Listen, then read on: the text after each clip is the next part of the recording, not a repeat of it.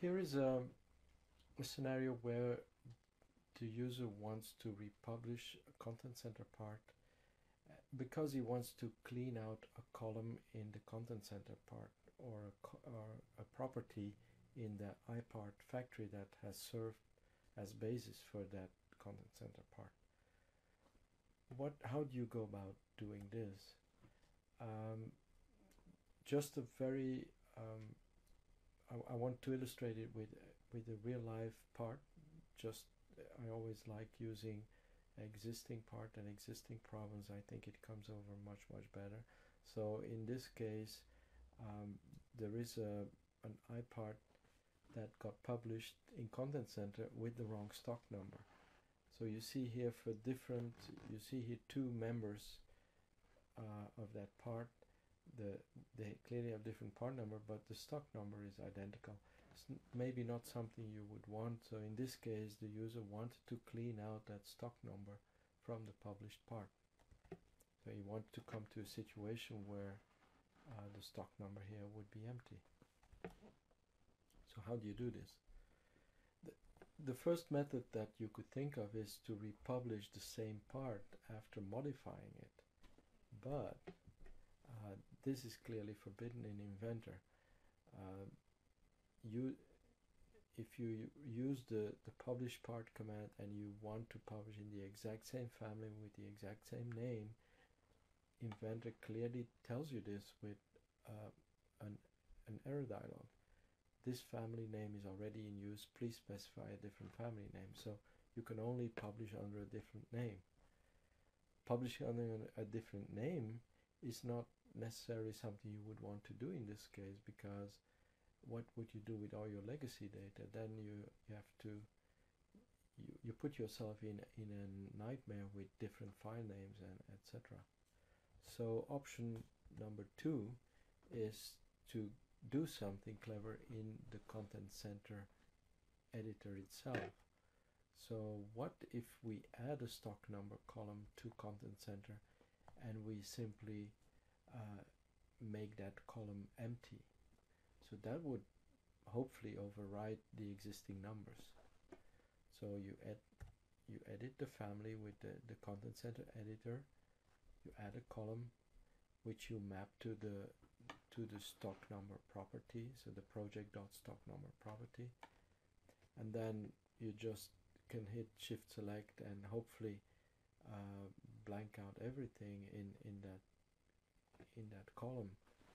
The problem when you do this is that when you leave the cell in Content Center editor empty, so you don't put nothing in that field, your OK button doesn't highlight, so you don't have the opportunity to save your work. The Content Center editor somehow expects something in these fields, and you can put something very meaningless in there, like double quotes or a couple of dots or something, but still you have to enter something before you can save your work. Conclusion here is you cannot save empty cells in Content Center editor. The third option, and in my opinion the best option, is to use the replace family template command. It's a command that becomes accessible in Content Center when you right click on a published family.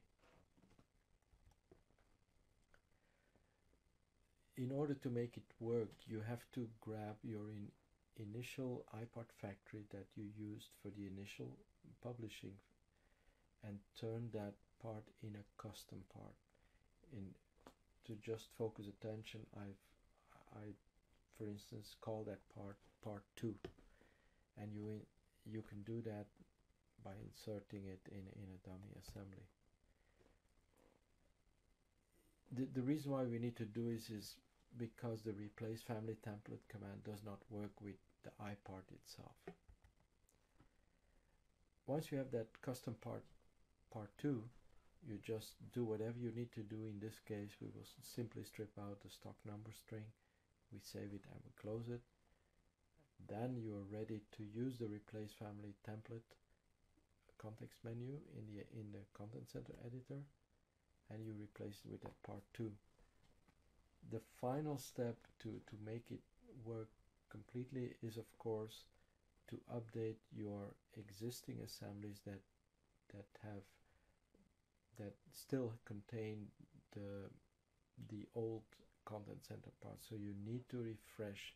You need to run the refresh standard components command in all your existing assemblies, and you can find that here it's clearly indicated in this image where you can find it.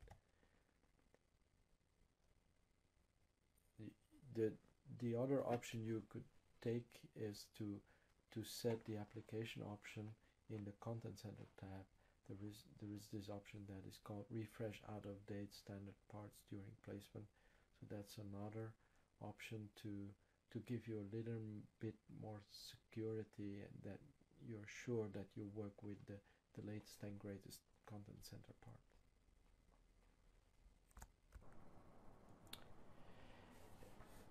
I want to explain you the situation with a Content Center part that was incorrectly published and that we want to correct once published. The situation is the following. I have a collection of motors in a particular assembly, and I used for this collection of motors an iPart that I will show you here as well, which is called motor. It has several versions here. The peculiar thing about this iPart was that it contained a stock number, and that stock number got published in Content Center and reused over and over again. So every motor in my assembly has that same stock number. It's probably not what the customer in this case that reported the problem wanted. So he wanted really to get rid of the stock number. How do you do this without completely cleaning out your library?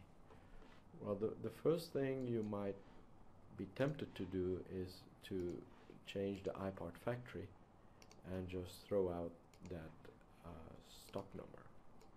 So I'll just delete it and then go back to the Content Center library and publish that part.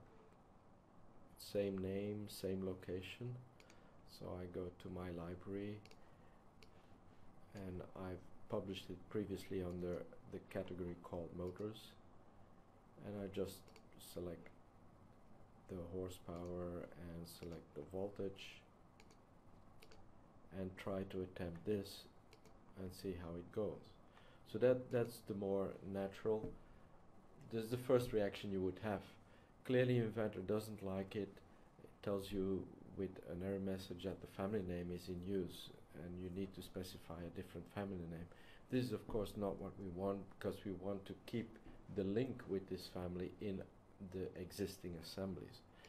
So attempt number 2 could be the following: is just instead of concentrating on the iPart factory, just concentrate on the library and try to edit the library. So I go to the editor and try to edit the family table. I know that the stock number is published in the library, so I need to just locate it for a second. So, oops. Let me narrow down it to the iProperties column.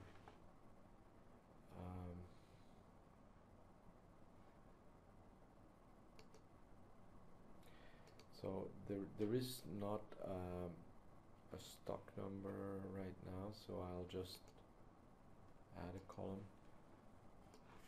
call it stock number, and I'll link it. I'll map it to the project stock number here with an expression.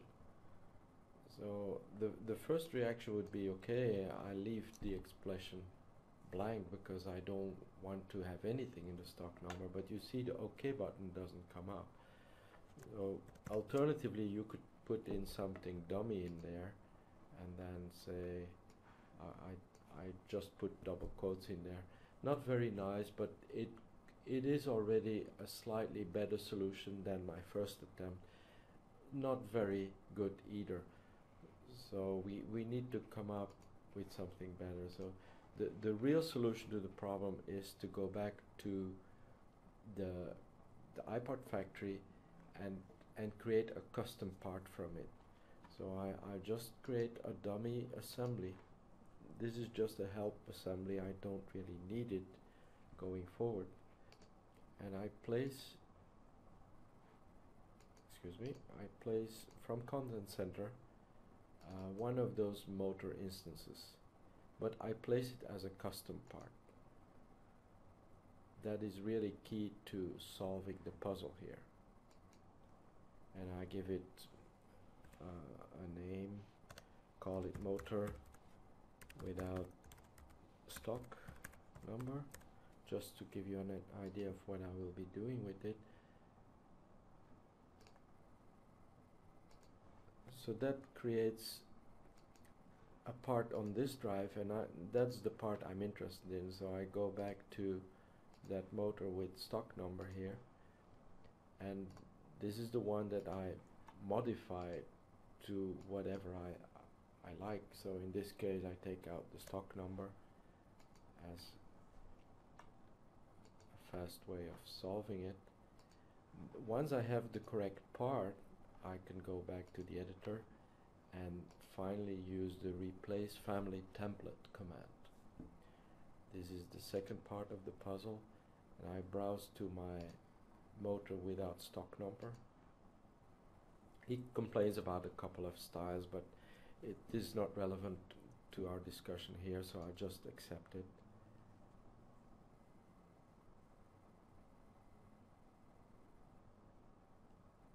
Publish was successful. And then the final step is I have my library figured out right now, but my existing assemblies are not correct yet. So I go back to my collection of motors assembly, and the remaining thing to do there is to refresh my existing motors with the new situation in the library. So I go to the Manage tab and I do refresh. It detects that there are 2 motors out of date. I'll just refresh those.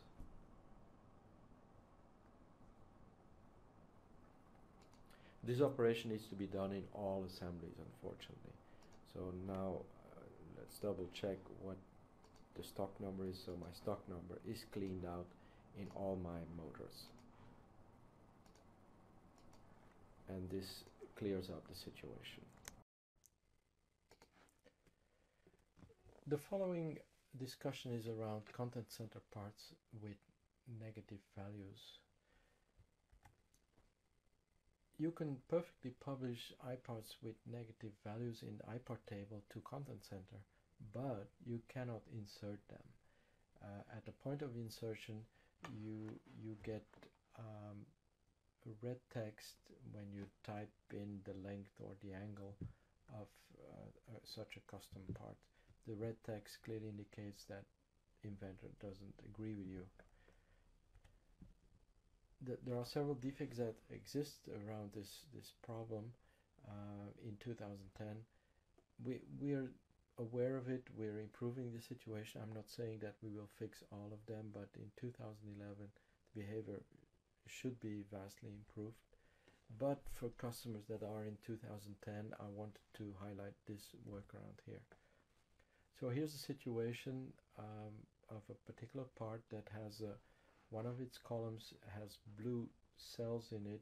The blue is indicating that these are custom values which have a particular range. So in this case you could say these angular values vary between -20 and +20 degrees. When you publish this part, that phase works fine, but then in order to be able to insert those parts, you have to do something special in the Content Center. You have to edit the table, you have to change the range of this particular column, which is called ls_w, and you need to specify the range manually. So originally you will find here all semicolons in this field. So you as user or as dealer, you need to modify these values and fill in explicitly the range values. In this case, I'm putting in -90 to 90. Publish the changes and exit the Content Center, and then you can insert those members. In this case, it's my third member here that has the negative value. You're still not off the hook at that point, because the default value will continue to show a positive 20 degree value. So, but at this point you can override that value of +20 and put in like a -20 or -45. In the next demo, I will demo this live for you, so that it is a little bit clearer, because it might seem to be quite cryptic at this point. In this presentation, I will be talking about publishing a custom iPart to a library, and in this case the iPart has a custom table with negative values. I'll show you that in the table right away. So I'm editing the table here, make it a little bit smaller so we can see what we're doing. You see here there's a column that contains blue values. That's a sign that this column has custom parameters in it. If you look at the range of these values, so these values can range from -infinity to +infinity, so there's not really a limit imposed on these values. I'll let you see how these values influence the shape of the part. So by going through each and every instance or member of the iPart table, you'll see what the angle really does. So for the negative angle, my elbow is pointing upwards. So far so good. Let's publish this elbow in the Content Center. First of all, if I want to do anything with publishing for my own parts, I must make sure that there is a writable library, there is a read-write library available, which is checked here. That's what I'm doing. And then we'll look in that library and we'll just add a category of parts that where we want to publish to. So I'll call it My Elbows. Pretty straightforward. I'm not too worried about parameters at this point. Just say OK. So I'm going to publish in this My Elbows family or category. So I'll bring back my iPart table and go to the publish menu. Nothing special to do here for the custom iPart. I'll go to My Elbows, which is at the bottom.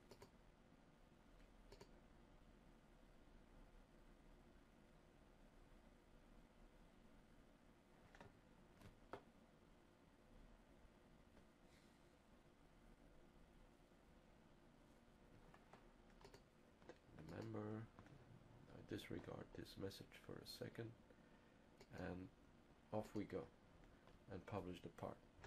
Publish is successful. Let's now put it in an assembly and see how it reacts in an assembly. So I'll place from Content Center.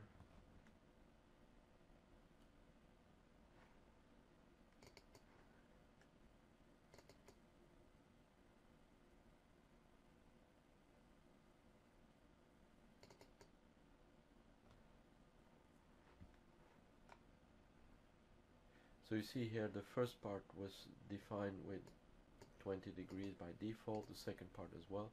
The third member in the table was originally defined with -20, and you see the minus didn't survive. And even if I want to add a minus in front of it, I get a red color in my entry field indicating that inventor doesn't like it. OK button doesn't come up either. So I'm stuck at this point and cannot insert any member of that family which has a negative value. How do you solve this? Actually quite easily, by editing the family in Content Center. So I go to the editor and I edit the family table, and I zoom in on the custom column. You see that the values are correctly inserted in the table. There's just something wrong with the column properties. If you look in the column properties, we indicate the range of this column in this field here. So right now it's wide open, there is no limit, so that is what causes this problem. So you have to really tell inventor that there is some form of limit. So you could say, I want these values to be between -45 and +45. Don't type the plus, that's not accepted either, so just plain 45. That should be enough to make the thing work. Okay. I now retry my place from Content Center, and lo and behold, at this point I can enter negative values, -35, -20, whatever I like, and there you go.